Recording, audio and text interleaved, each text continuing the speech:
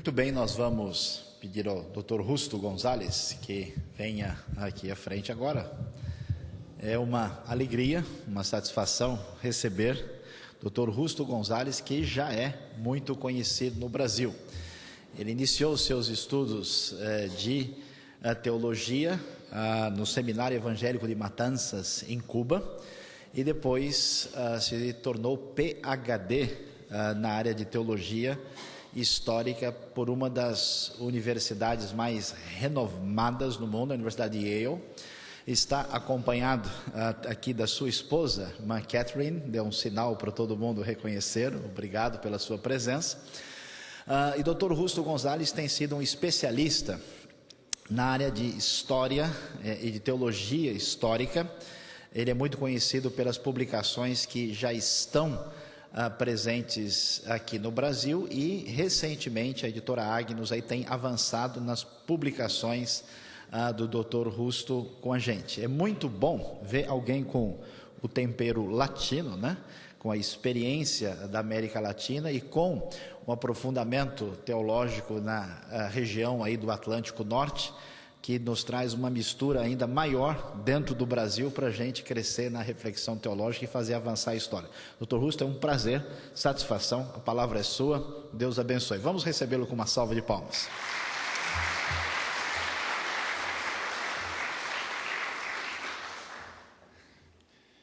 Bom dia.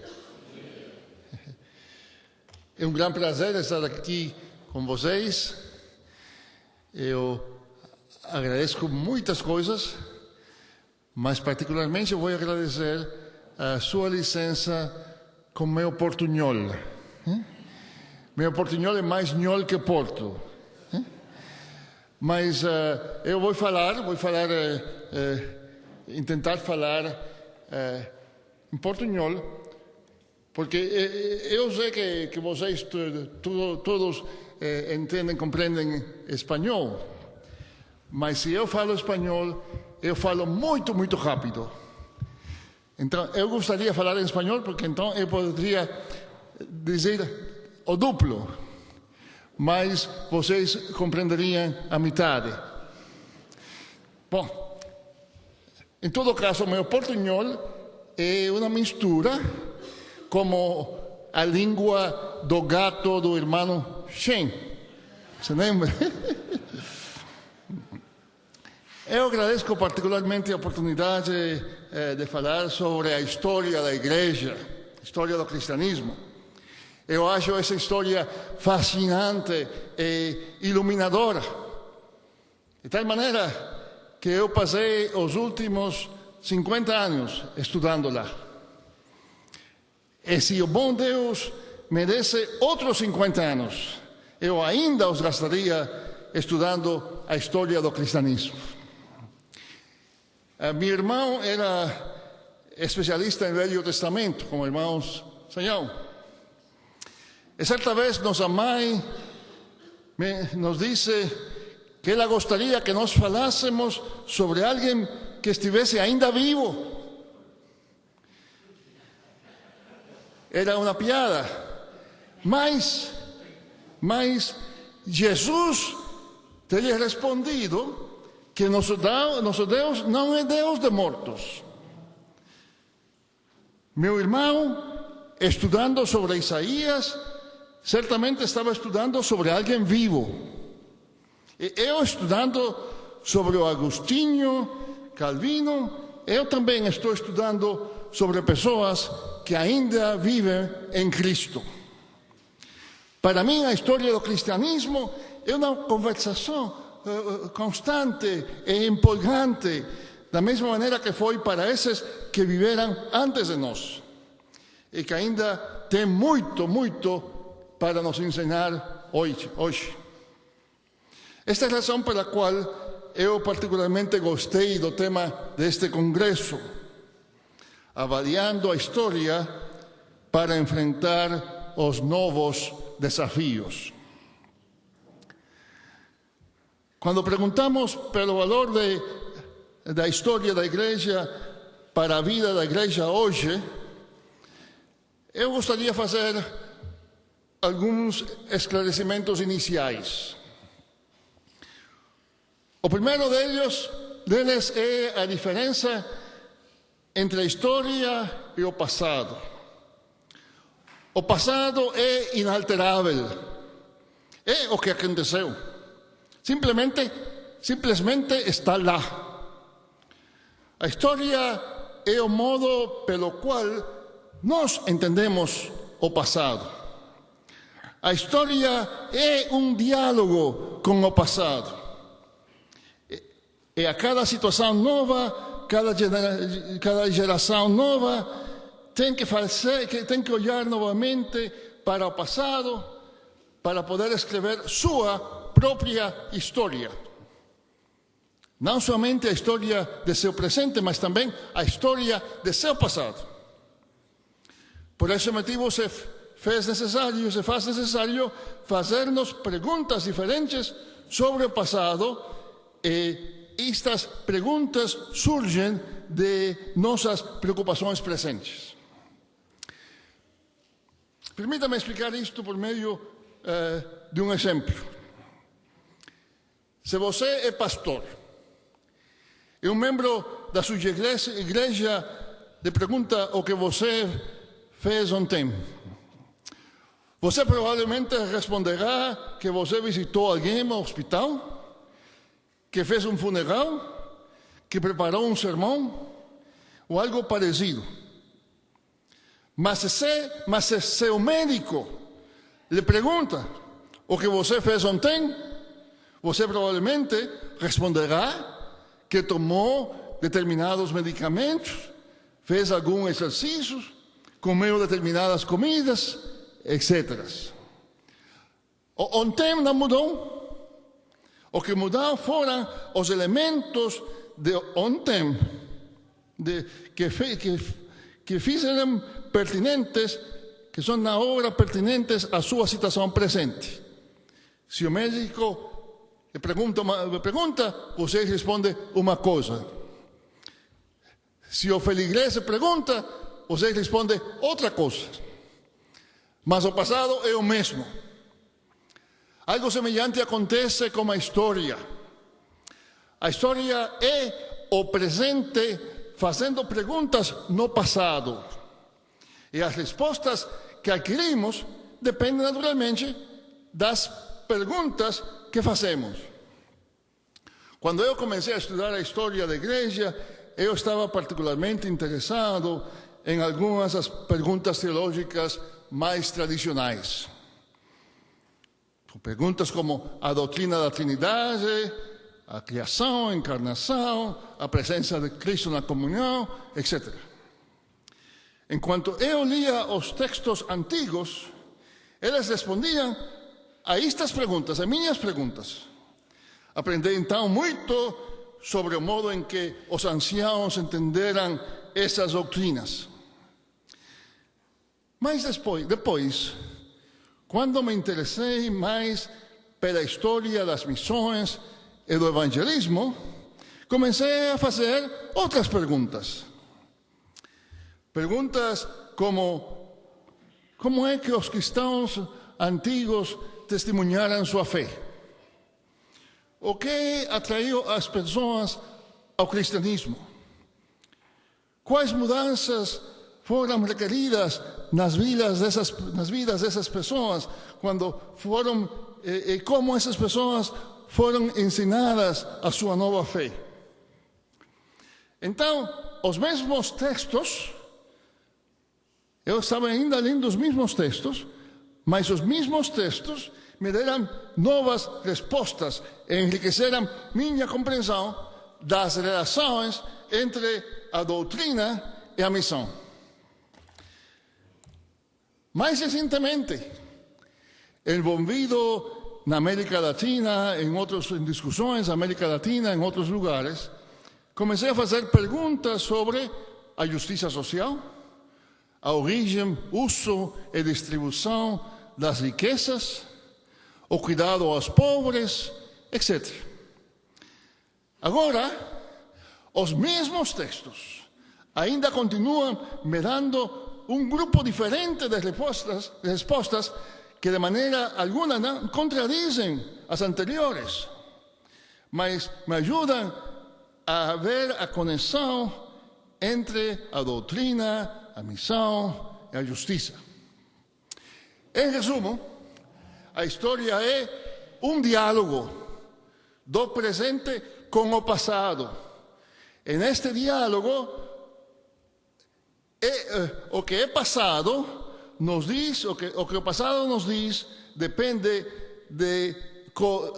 do que nós lhe perguntamos. Segundo esclarecimento, o passado que está disponível a nós é uma seleção de dados e não é o passado inteiro. Quando estudamos a história da igreja, particularmente a história da igreja antiga, temos especialmente dois tipos de fontes. A primeira é o material arqueológico. Tal material foi preservado ou foi destruído por circunstâncias que frequentemente tiveram pouco que ver com as decisões da igreja. Nas ruínas da antiga cidade de Herculaneum, que foi destruída como resultado da mesma erupção do Vesúvio que destruiu a cidade de Pompeia, foi descoberto um antigo santuário de uma família cristã. Obrigado. Deveria ter havido centenas ou até mesmo milhares de outros santuários.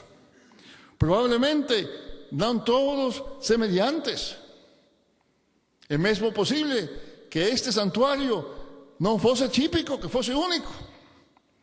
Mas naquele é o único que podemos estudar. Mas para leste, na cidade de Dura Europos, foi achada uma antiga igreja cristã que data aproximadamente do ano 270. Deveria ter havido muitas outras igrejas no todo o Império Romano. E provavelmente deveriam ser umas muito diferentes de outras. Mas esta é a única que temos.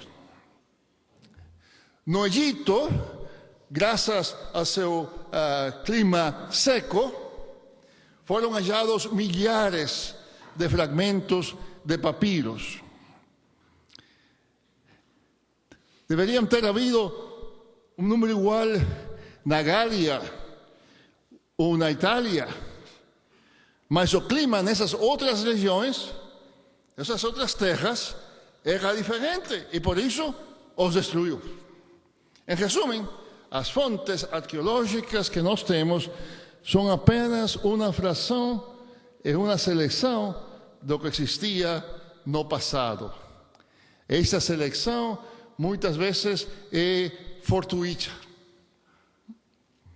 A segunda fonte principal para o estudo da história são os materiais escritos preservados durante séculos por cadeias de copistas. São esses que temos hoje para nosso estudo. Mas aqui também há um processo de seleção. Esse processo afeta ambos o que está disponível e o uso que nós fazemos do que está disponível. Olhemos primeiro para o que está disponível. Copiar manuscritos é um trabalho muito difícil e tedioso. Quando eu era criança na escola, um castigo era copiar a mesma coisa uma vez, outra vez, porque é muito tedioso. Não fica nada bom. Por isso, os monges e outros cristãos copiaram unicamente o que eles consideraram que era bom e importante. Embora livros como o Código de Da Vinci nos leva a pensar que havia uma tentativa organizada para suprimir certos livros. Isso não é verdade. Tais tentativas organizadas não eram necessárias. Elas viram bem depois, particularmente durante a Idade Média, especialmente depois da Reforma Protestante. Na verdade, até o Concílio de Trento, no 16º século, não havia uma lista de livros proibidos. A primeira lista de livros proibidos, a primeira lista oficial de livros proibidos foi feita por o Concílio de Trento no século XVI, no tempo da Reforma, riposta à Reforma Protestante. Esta lista não foi precisa antes da invenção do prelo com tipos móveis. Irmão Mauro, você não sabe quanta importância a prensa tem para a história da igreja. Cambiou tudo. Antes desse tempo, os livros que não foram considerados bons ou valiosos simplesmente desapareceram, porque ninguém se interessava para copiar. Não há nenhuma dúvida que no mesmo tempo, quando o Agostinho e o Jerônimo estavam escrevendo suas cartas, havia centenas de bispos e teólogos que também escreveram cartas. Mas dos milhares de cartas que foram escritas, somente as de Agostinho, Jerônimo e outros líderes famosos foram consideradas de valor e foram copiadas, então preservadas. Somente elas sobreviveram. Assim, os materiais que chegaram até nós são o resultado de séculos de seleção e não representam a totalidade dos que foram escritos no passado. Obviamente, de vez em quando são descobertos manuscritos que foram considerados perdidos.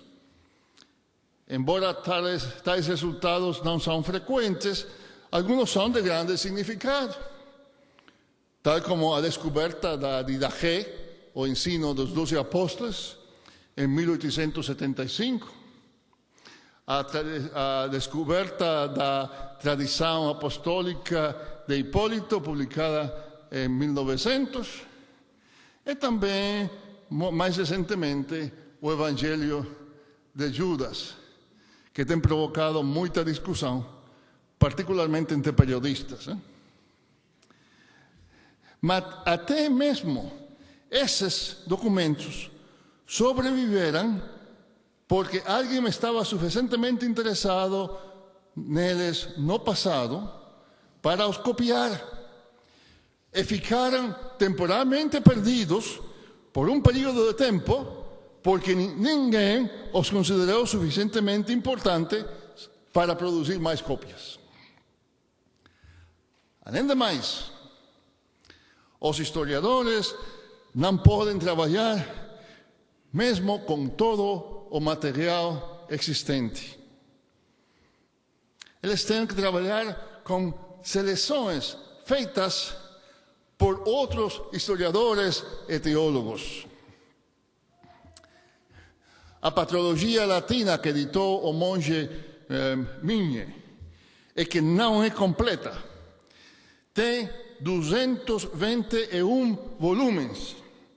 A maioria delas de mais de 500, em vezes 1000 páginas, com uma letra muito, muito pequena. E a Patrologia Greca, que também não é completa, tem outros 161 volumes. E a tudo isto devem ser somadas as coleções semelhantes, embora mais curtas, em siríaco, armênio, georgiano, hebraico, etc.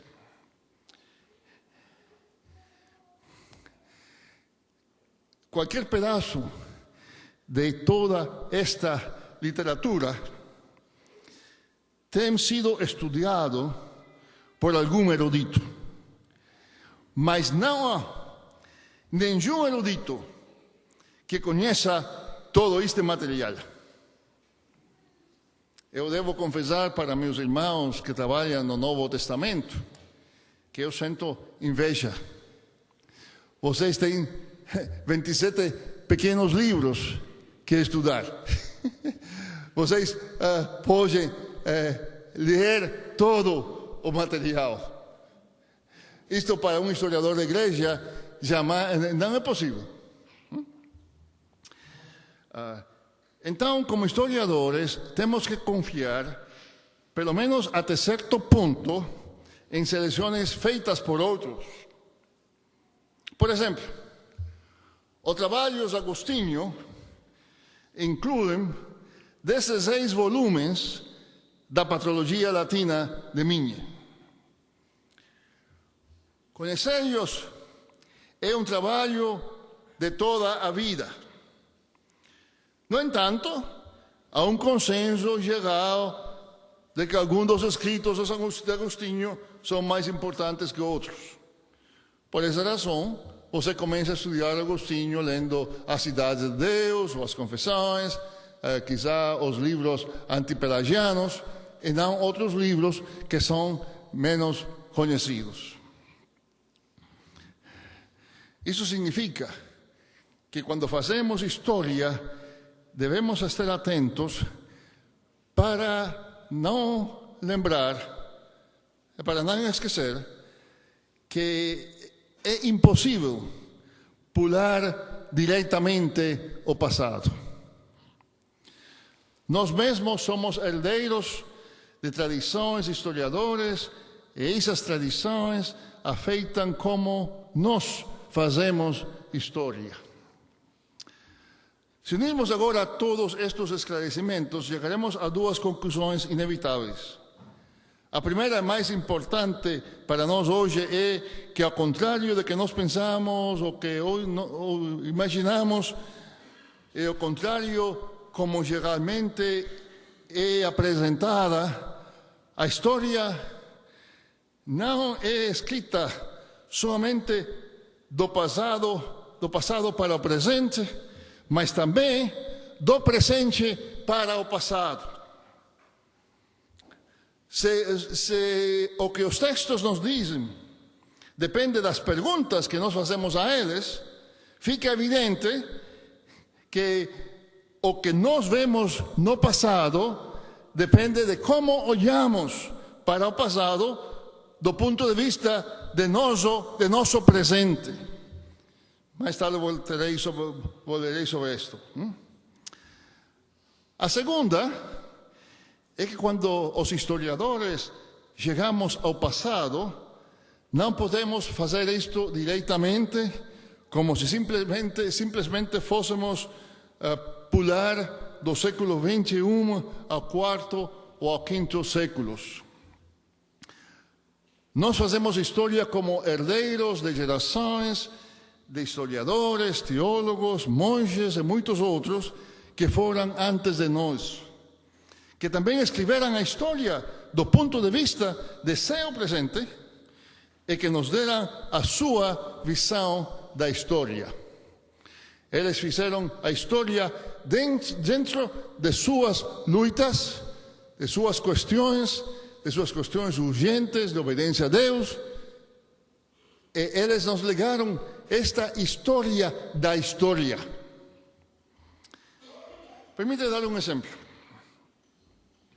Quando Paulo escreveu suas cartas, ele estava mostrando, ou reclamando, que a história de Israel teve seu cumprimento em Jesus. Na ocasião, havia muitos outros que discordaram. Os judeus que não foram cristãos, e mesmo entre os cristãos. Mas, eventualmente, pelo menos entre os cristãos, Paulo ganhou o debate. Depois, nos séculos IV e V, havia um grande debate entre Agostinho e os pelagianos sobre o conteúdo dos ensinos de Paulo. Nós tendemos a pensar que foi necessariamente Agostinho que realmente entendeu o que Paulo disse. Esquecemos que um dos escritos principais de Pelágio era precisamente um comentário da epístola de Paulo aos Romanos. E que Agostinho e Pelágio concordavam em que a interpretação de Paulo sobre a história de Israel estava correta. Mas Agostinho ganhou. E desde então, qualquer um que interpreta Paulo, como Pelágio tinha feito, é considerado herege. Então, vindo a reforma protestante, católicos e protestantes disseram que eles eram os verdadeiros seguidores de Agostinho, cuja interpretação de Paulo era a correta. E a interpretação de Paulo sobre a história de Israel era a correta. Os protestantes calvinistas decidiram que a interpretação de Agostinho por Calvino era a correta, que a interpretação de Paulo por Agostinho era a correta, e que a interpretação de Paulo da história de Israel era a correta. Então, no sétimo século, surgiu outro debate, agora entre calvinistas, sobre se Armínio ou seus opositores eram os melhores intérpretes de Calvino. Posto que os oponentes de Armínio ganharam, o termo calvinista, deste ponto em diante, se aplicou só àqueles que afirmaram que Armínio estava errado, e aqueles que tiveram a interpretação, que eles eram os que tinham a interpretação correta de Calvino, que a interpretação de Agostinho por Calvino era a correta, que a interpretação de Paulo por Agostinho era a correta, e que a interpretação de Israel por Paulo era a correta. Eu poderia ir além, mas isto é suficiente para mostrar porque afirmo que a história é escrita não somente basada no passado, mas também basada na história da história mesma. Foi por isso que eu sonhei muitas vezes, melhor dito, eu brinquei muitas vezes, com a ideia de escrever a história da teologia cristã, como quem diz, para trás. Começando como presente, vendo como é que o século XXI é herdeiro do XX. Como foi que as discussões do século XIX fizeram um impacto sobre a teologia do século XX. E assim ainda todo sempre assim por diante, ou melhor dito, assim para trás. Talvez esta introdução foi muito longa, mas espero que pelo menos um ponto seja claro. A história não é determinada somente pelo passado, mas também pelo presente. Olhamos para a história porque temos algumas perguntas que esperamos que ela possa nos responder. E mesmo se agora não vamos falar sobre isto, também escrevemos a história desde o ponto de vista do futuro que sonhamos, do futuro que esperamos, do futuro que anhelamos. É aqui que a escatologia vem ser muito importante. A boa escatologia, como falava o irmão Sayão à noite. É precisamente porque olho para a história da perspectiva do presente que eu estou particularmente interessado na história da Igreja do século II e III e também o IV. Para muitos de nós pensamos que os momentos mais grandes da história, os mais importantes que devemos conhecer muito bem, é o tempo da Reforma, o século XVI. Isso é importante. Mas muitas vezes esquecemos que é muito possível que outros séculos na vida da igreja sejam ao menos tão relevantes para a vida da igreja hoje como o século XVI. Eu propongo que os séculos segundo, terceiro e também o quarto são ao menos tão importantes para a igreja hoje na América Latina como fora o século XVI, particularmente a reforma do século XVI. Assim, enquanto eu esboço algumas das condições desses séculos, eu encorajo vocês a me escutarem o que eu digo sobre esses primeiros séculos com os ouvidos do século XXI. E verão imediatamente porque esses séculos me parecem tão importantes. Amanhã olharemos como a igreja respondeu aos desafios dos primeiros séculos, o que isto pode nos ensinar no século XXI. Em particular, hoje e amanhã, estes 2 primeiros dias, focalizaremos nossa atenção em 2 desafios que a igreja antiga teve que entregar, que são particularmente pertinentes a nós hoje. Esta manhã vamos falar sobre a situação. Amanhã vamos falar sobre a resposta da igreja aos desafios. E o terceiro dia, olharemos para o câmbio no tempo de Constantino e o que isto significa para nós hoje. O primeiro dos desafios da igreja antiga foi o cosmopolitanismo da idade helenística, que de alguma forma é paralelo à globalização de hoje. Quando os historiadores olham para a idade helenística do tempo do advento do cristianismo, a primeira coisa que eles veem é que era um mundo cosmopolita. A própria palavra é instrutiva. Cosmopolita. O contexto da vida 4 séculos antes do nascimento de Cristo era a polis, a cidade. Os atenienses no tempo de Sócrates conheceram seu mundo e conheceram muito bem seu lugar neste mundo. Mas este mundo era muito pequeno. Eles souberam que eles eram gregos e o resto da humanidade eram bárbaros.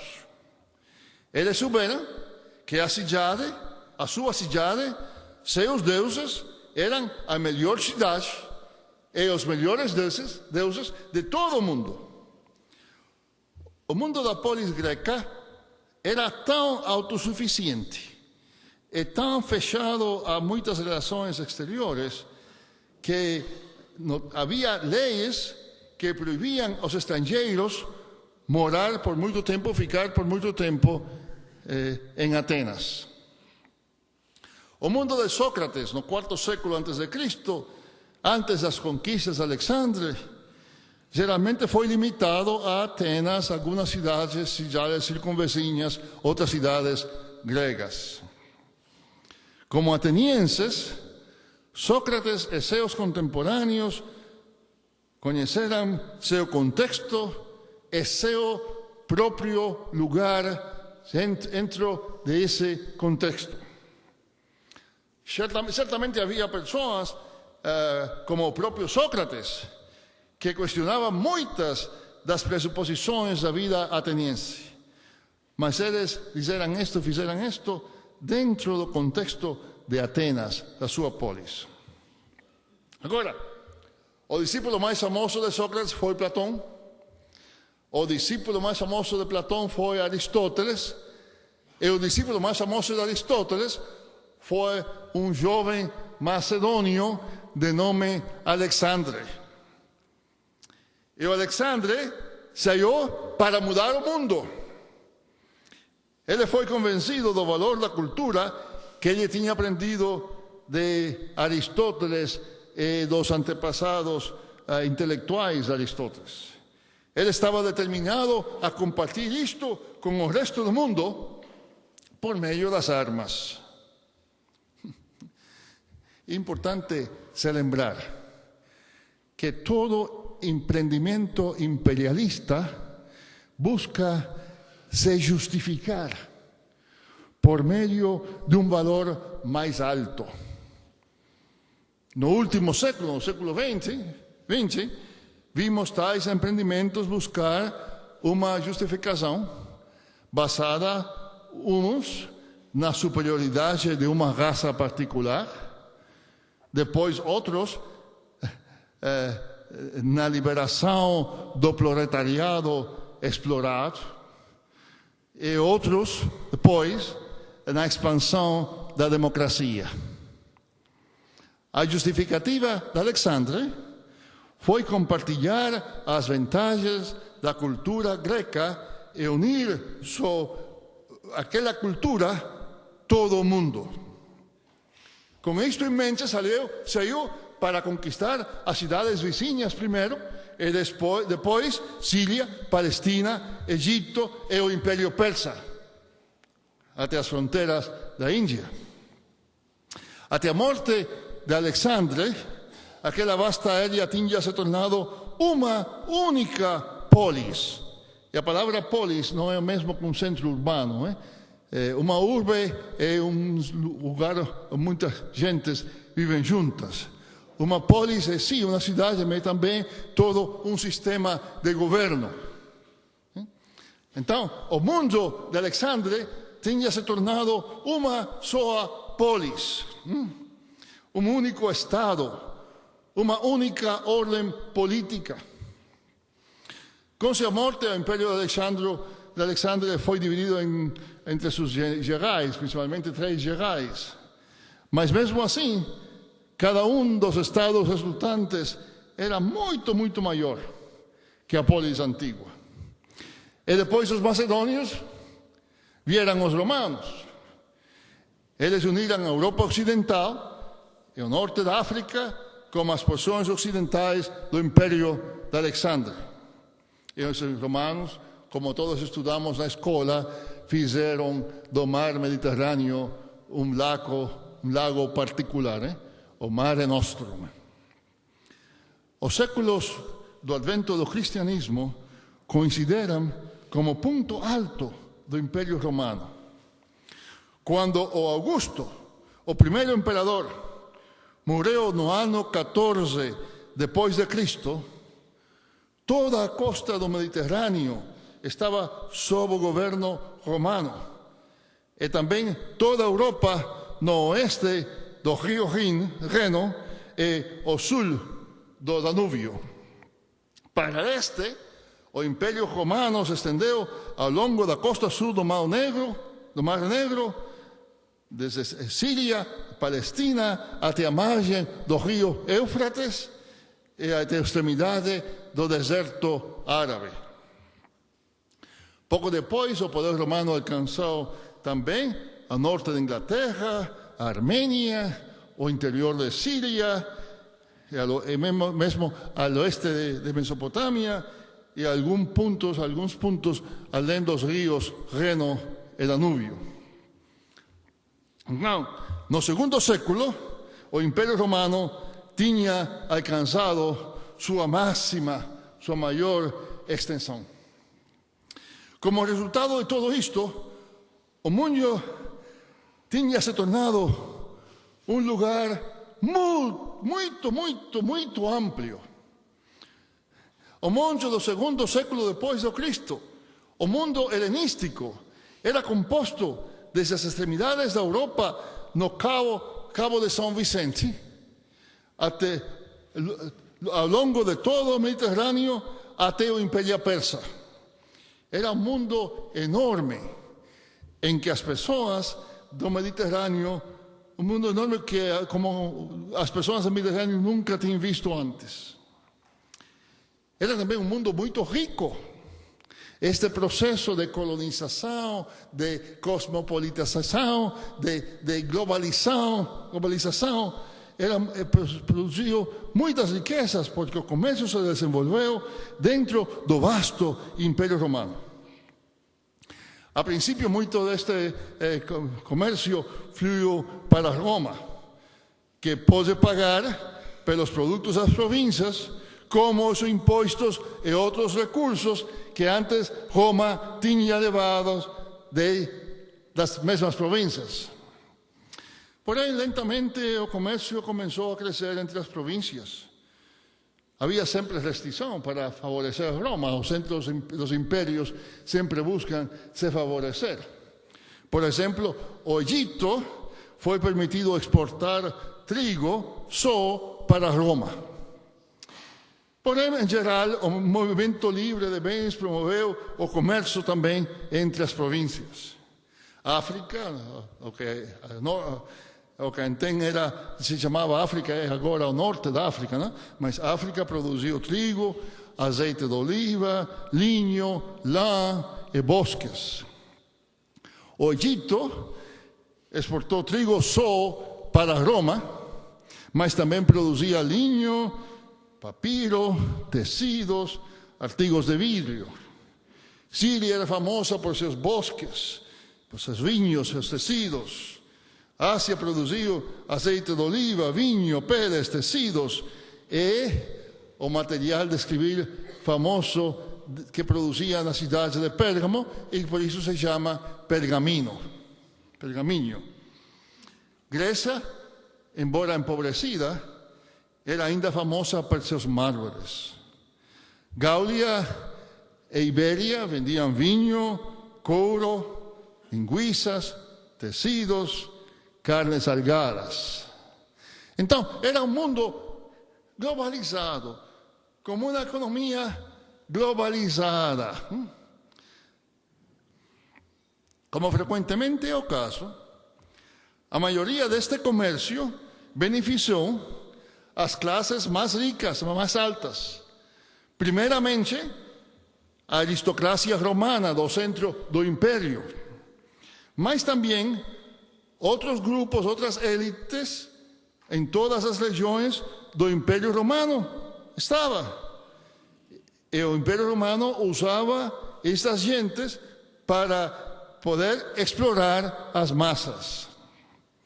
Por exemplo, enquanto o Egito era rico além da conta, porque o país exportava enormes quantidades de trigo para Roma, os camponeses egípcios estavam mais pobres que antes, ao ponto que muitos simplesmente abandonaram as terras para buscar refúgio em lugares distantes, onde poderiam viver livres dos constrangimentos da nova economia cosmopolitana e imperial. A terra que chamamos de Turquia, que hoje chamamos de Turquia, era uma das mais ricas e mais férteis do mundo mediterrâneo. Mas quando os romanos as tomaram, eles acharam que a terra dedicada à produção de vinho e de azeite de oliva, rendia maiores lucros que a mesma terra dedicada à produção de cereais e outros comestíveis. Como consequência de isto, as gente que tinham as terras, principalmente muitos senadores romanos que vinham e tomaram as terras na província da Ásia, eles foram muito, muito ricos. E a província mesma era muito rica. Mas também, como consequência do mesmo, o preço dos cereais aumentou e muitos naquela terra riquíssima não eram capazes de comprar os cereais básicos e a inflação conduziu à escassez.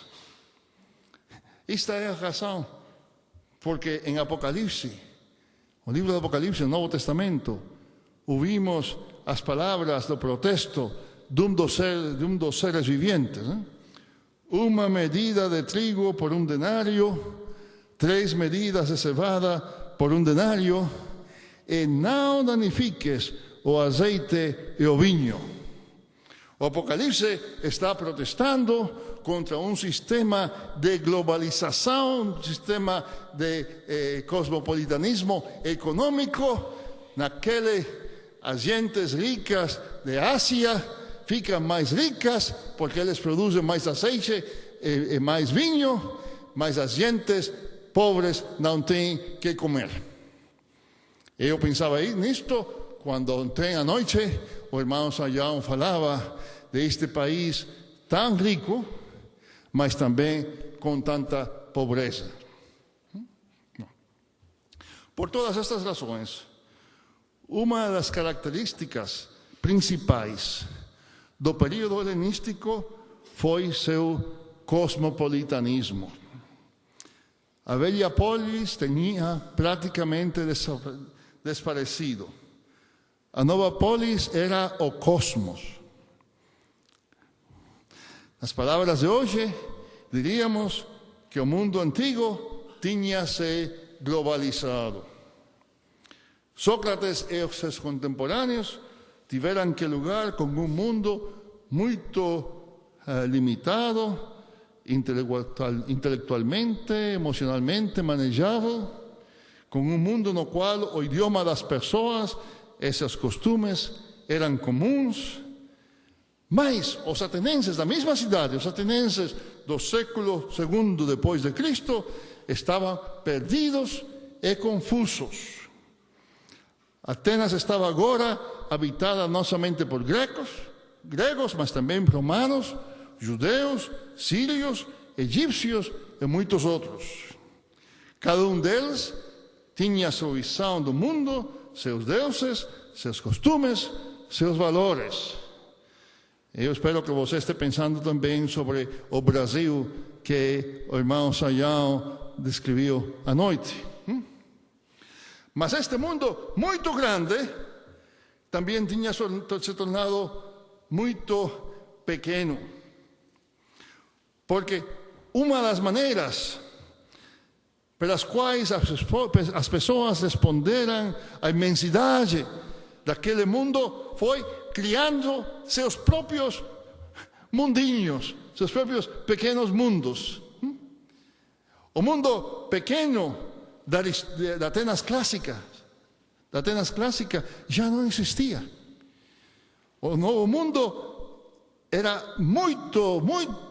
demasiado grande e diversificado. Mas dentro daquele grande mundo, com suas muitas culturas, muitas religiões, opções, para que as pessoas escolheram, elas tinham que escolher aqueles elementos que melhor se ajustaram a elas mesmas, a sua própria vida, a suas metas, a sua condição. É por isto que na história da filosofia vemos, por exemplo, que no século II não tem já puros platônicos, nem puros aristotélicos, nem puros estoicos, tudo é uma mistura, porque cada filósofo escolhe um pouquinho de cá, um pouquinho de lá. No campo da religião, isto trouxe várias consequências importantes. A primeira, as religiões se tornaram um assunto de escolha pessoal.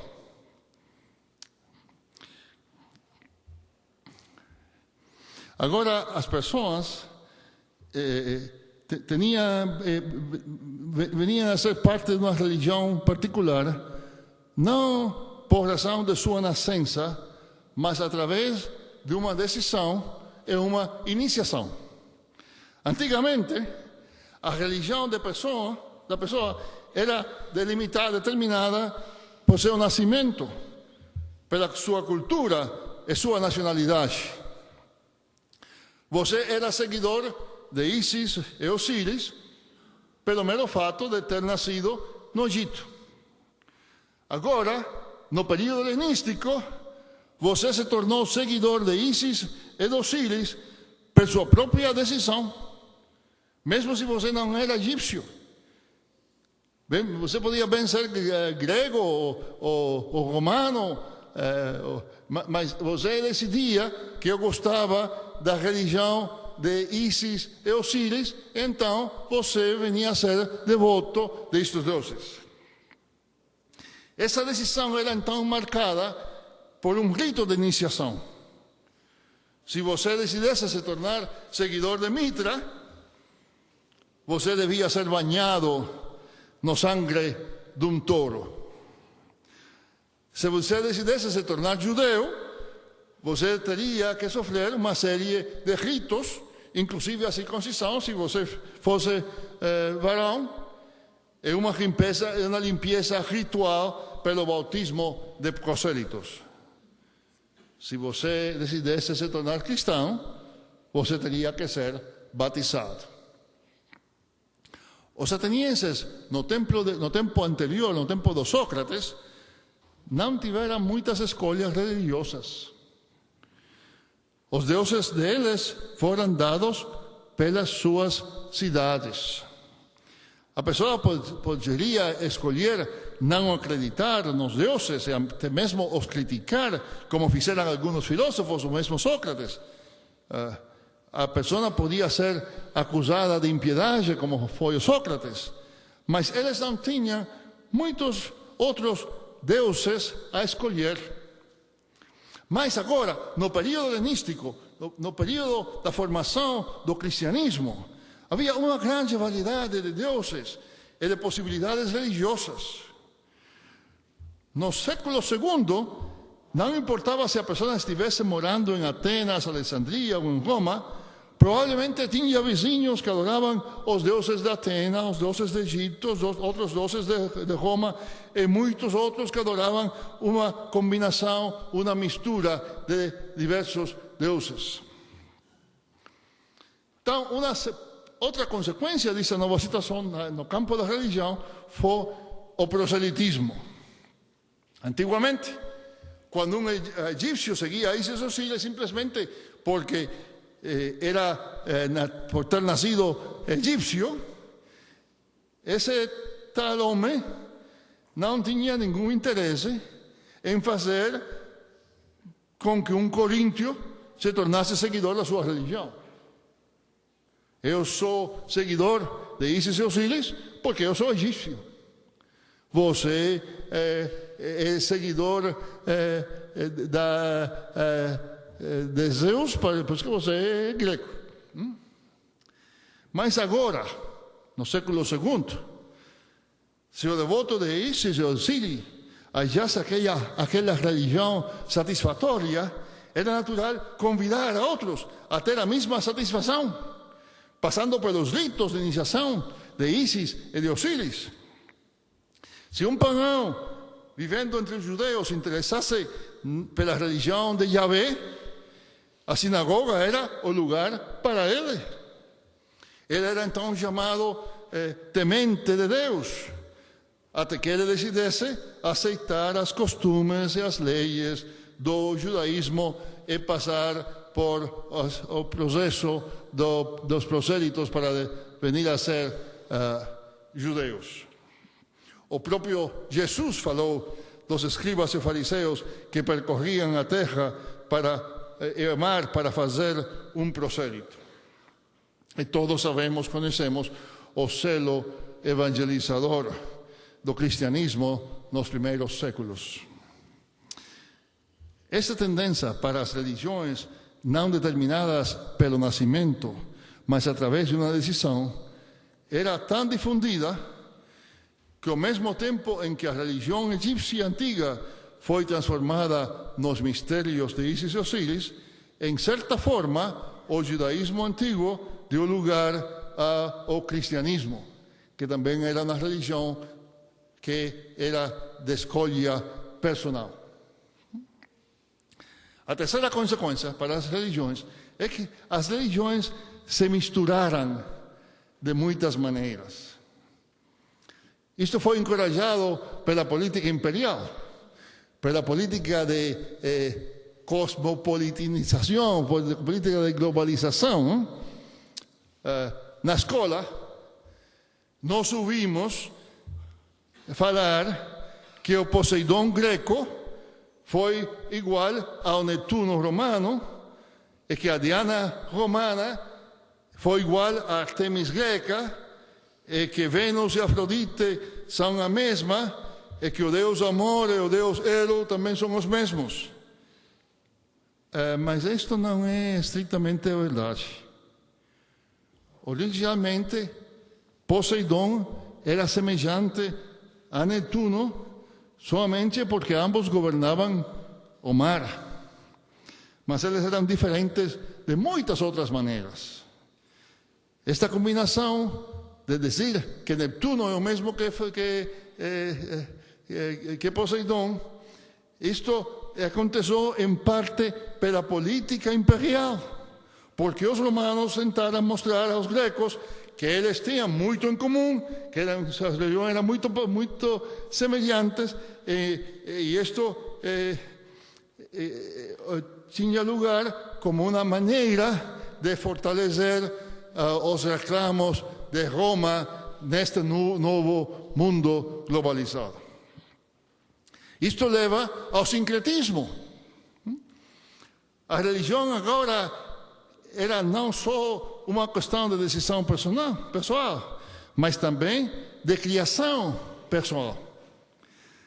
Cada vez menos o historiador encontra quem acreditava exclusivamente nos deuses de seus antepassados, ou um grupo particular de deuses de uma religião tradicional. As pessoas simplesmente escolhiam os deuses que elas gostavam e os combinavam como elas quisessem, formando assim sua própria religião individual. Isto era particularmente fácil dentro do contexto do politeísmo da maioria dessas religiões. Se a pessoa tivesse vários deuses, não era questão muito difícil somar um novo Deus sem ter que deixar os outros deuses.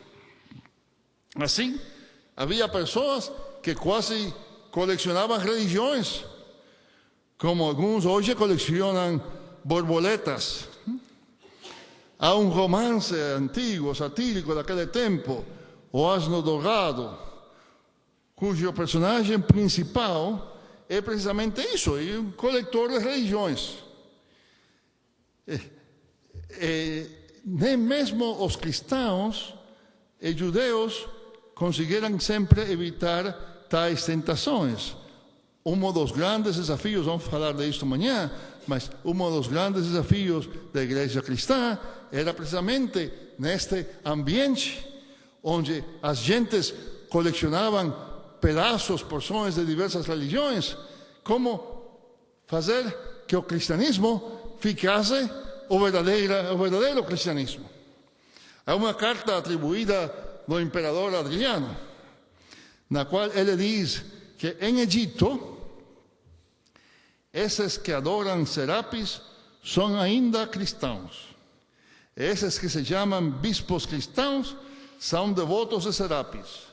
Não há um principal da sinagoga judia, nem um presbítero cristão, nem um samaritano que não seja um matemático, adivinho e massagista para atletas. Não há dúvida que isto é um exagero. Adriano está escrevendo, tratando de criticar a confusão que reina em Alexandria. Mas, pelo menos, parte disto parece ser verdade. E foi um problema muito sério para a igreja do século II e III. Em resumo, as pessoas de idade helenística colecionavam entre várias religiões os elementos que mais as atraíam e combinavam de modo particular a seu gosto, e esta era sua religião pessoal, individual, privada, única.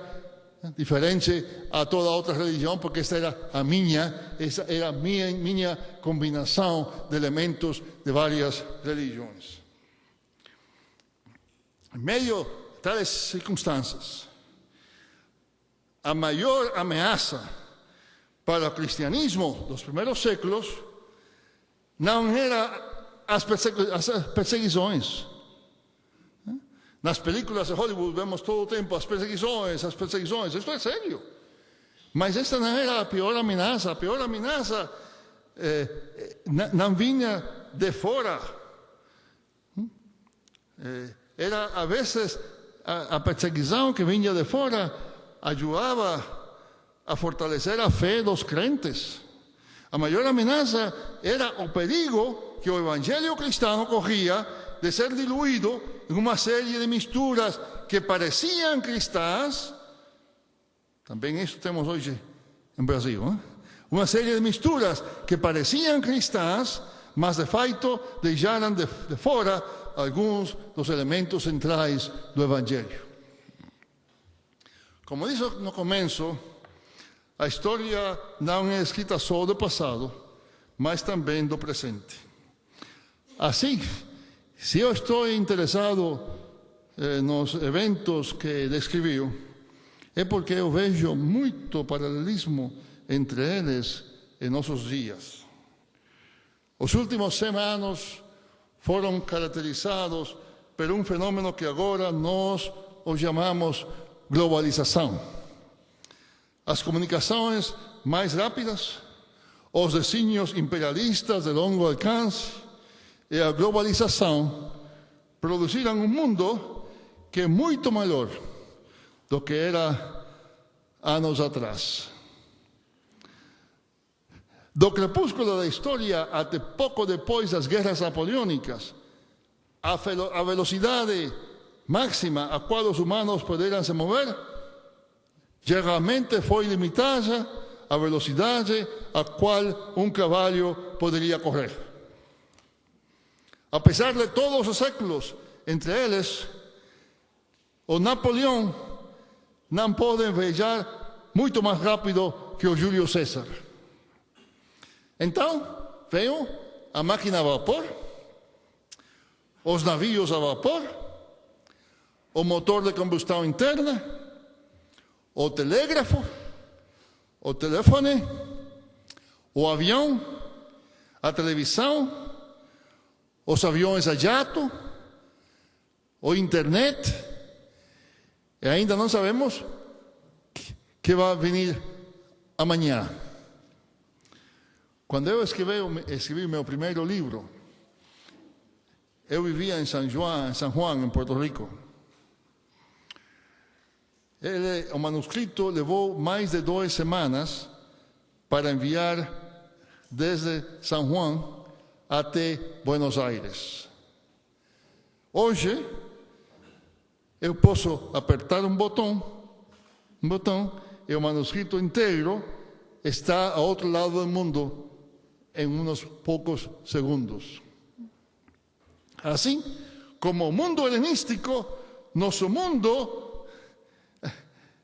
fica, no mesmo tempo, cada vez maior, cada vez mais amplo, mais grande, mas ao mesmo tempo, cada vez menor. Porque precisamos também um mundo menor, um mundo que nós podamos controlar, entender. Neste mundo pequeno, este mundo que nós fazemos para nós mesmos, dentro do mundo grande, neste mundo pequeno, as costumes, as palavras, estão sendo constantemente compartilhadas, misturadas, e até mesmo confundidas. Neste mundo de agora, é possível falar portunhol. Porque agora, para ir do Brasil a México, toma somente umas poucas horas. Assim, uma pessoa pode estar, quando eu estava pensando sobre isto, nos Estados Unidos, eu ia detrás de um automóvel de marca Mitsubishi. Era um americano conduzindo um Mitsubishi. E o nome do modelo do Mitsubishi era Diamante. Vê a combinação? Bom, este é um mundo globalizado, cujas culturas se misturam de maneira que frequentemente podem ser confundidas. Assim que o mundo helenístico, o mundo hoje fica também crescentemente menor. Embora eu crescesse em uma cidade importante e fiz viagens internacionais quando eu tinha apenas 7 anos, somente conheci um africano e um índio quando eu tinha 18 anos aproximadamente. E demorou muito mais para conhecer um árabe ou um indonésio. Quando eu era jovem, os estrangeiros que eu via mais frequentemente, além dos missionários e os empresários norte-americanos, eram chineses e armênios que tinham vindo para Cuba, fugindo da pobreza na China e no genocídio em Turquia. Hoje, eu viajo menos de 5 quilômetros da minha casa para encontrar pessoas de todas as nações do mundo. Quando ainda eu era jovem, eu achava que se eu falasse espanhol, eu poderia falar praticamente com todo mundo me entenderia. Hoje, ao ir ao supermercado perto de minha casa, em uma cidade dos Estados Unidos, uso hindi, tamil, árabe, russo, suahili, português, espanhol e mesmo, às vezes, inglês. Isto certamente tem valor. Isto não é somente ruim, isto também é bom. Nos proporciona olhar aquela grande multidão que já ouviu que ninguém poderá contar, de todas as tribos, nações, povos e idiomas. Isso cantávamos há momento. Mas também significa que nosso mundo fica também cada vez mais confuso. Milhões de pessoas que cresceram em uma pequena aldeia, que nunca viram outros e que não são dessa mesma cultura, desse mesmo idioma, dessas mesmas tradições, têm agora que morar em cidades onde eles constantemente se relacionam com pessoas diferentes que jamais conheceram enquanto elas eram jovens. Da mesma maneira que no século II e século III, esta alienação de hoje não é somente um assunto relacionado à cultura, é também uma questão de acesso aos recursos. Da mesma maneira que o ser vivente protesta no Apocalipse, assim muitos protestam hoje. O processo de globalização que enriquece os centros coloniais, enriquece também a outros nos seus próprios países. Ao mesmo tempo, faz pobreza, deixando a muitos com pouco ou nada para comer. E o sincretismo do segundo século é comparável com o sincretismo de hoje. Alguns anos atrás, eu visitei as ruínas de Chichén Itzá, ruínas maias, em México. Era o início da primavera, o 21 de março, o equinócio de primavera. O lugar estava lotado de pessoas do mundo inteiro. Eles vêm para ver a serpente que sube a pirâmide quando o sol sai, a sombra da serpente que sube a pirâmide. Vinham pessoas de todo o mundo. Alguns usavam contas mágicas. Outros recitaram antiguas orações hindus. Alguns estavam lendo horóscopos. Outros levavam pedras magnéticas. Ainda outros escreveram sinais estranhos na areia. Um grupo de maias ensinava danças de chuva a um grupo de alemães. Outros ficavam sentados dizendo somente Om, Om.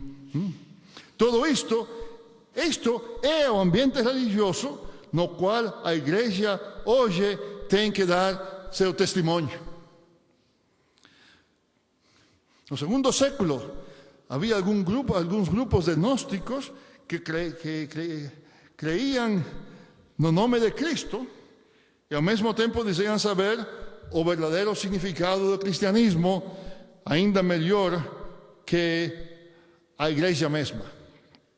Da mesma maneira, hoje, há um número crescente de pessoas cujo cristianismo é uma mistura de convicções e religiões que, de certa maneira, umas vezes mais claras, outras vezes menos, incluem o nome de Jesus.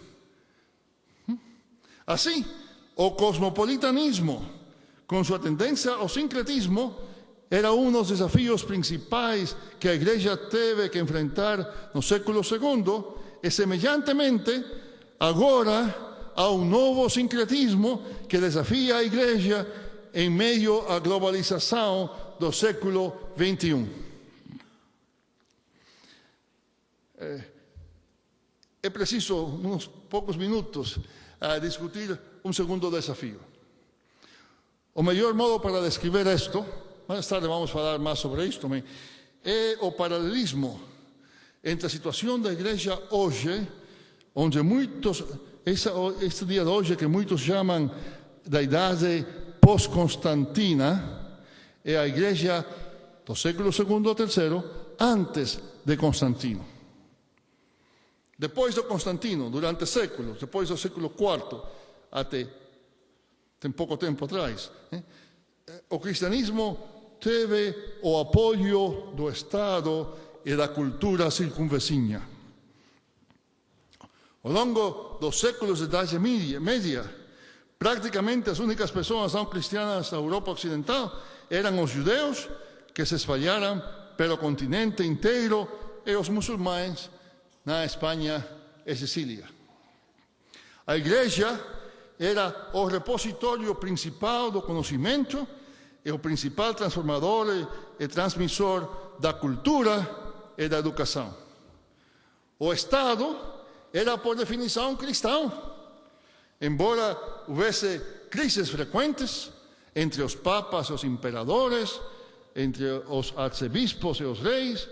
Todas essas crises aconteceram dentro do contexto de uma fé cristã geralmente aceita.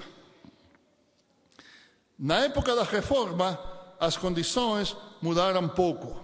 É por isso que eu digo que possivelmente o século II e III tenham para nós uma importância semelhante ou talvez maior que o século XVI.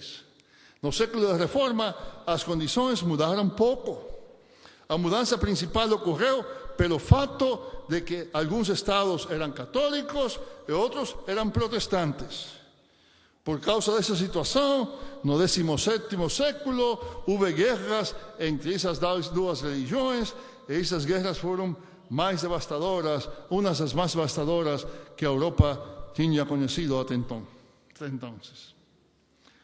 No XVIII século, cresceu o número daqueles que criam que a religião deveria ser separada do Estado.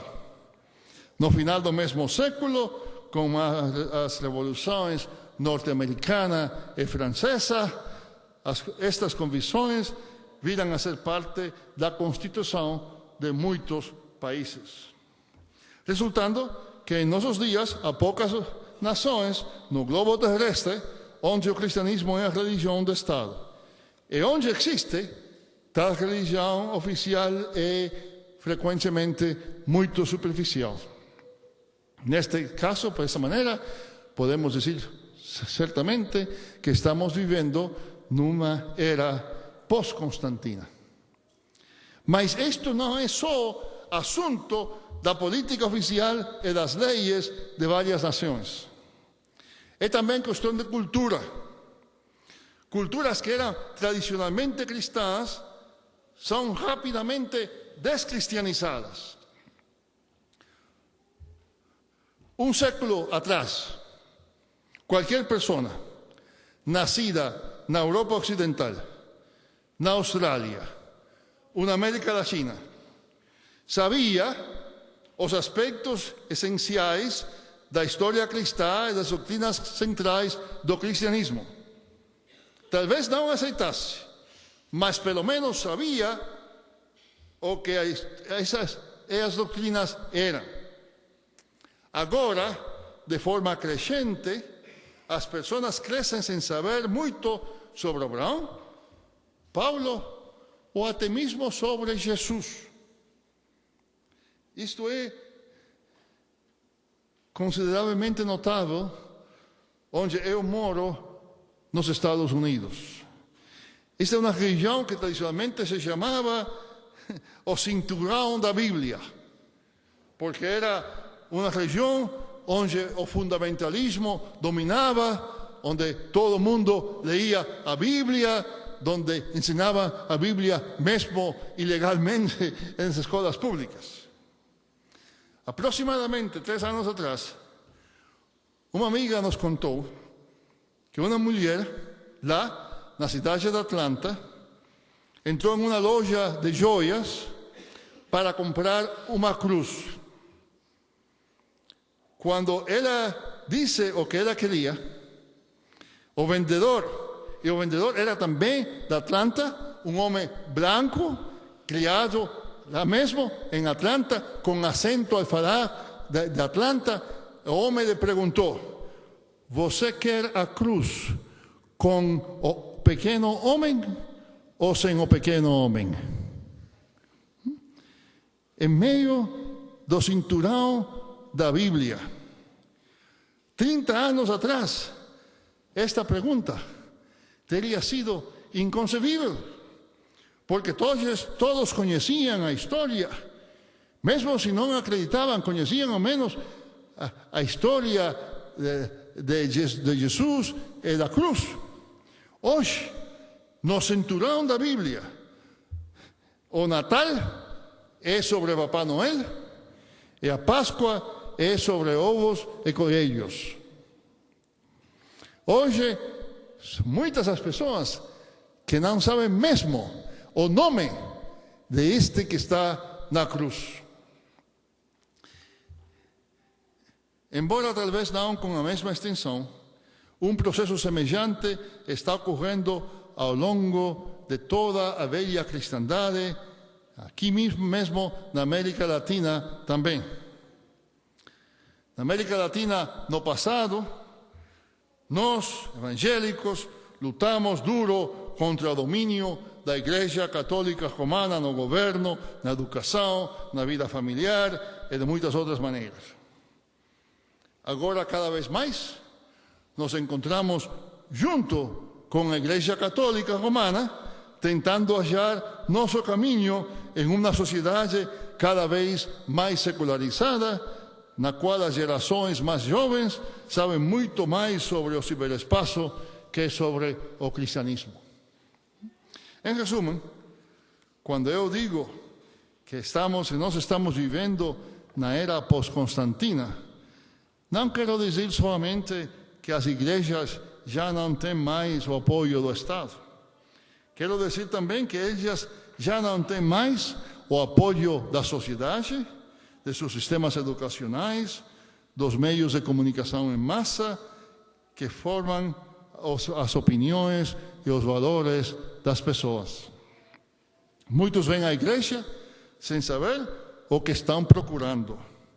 Alguns vêm por curiosidade. Alguns esperam que Jesus seja um talismã poderoso para resolver suas dificuldades. Então, como vamos nós hoje? Como vai a igreja hoje a responder a estes desafios? Os desafios da globalização, os desafios dos cambios na religião das gentes como resultado dessa globalização e da secularização. Como vai a igreja responder a estes desafios? Eu acho que a igreja do século II e III, que tinha que responder a muitos desafios semelhantes. Tem muito para nos ensinar a nós hoje, no século XXI. Este será o tema para amanhã. Obrigado.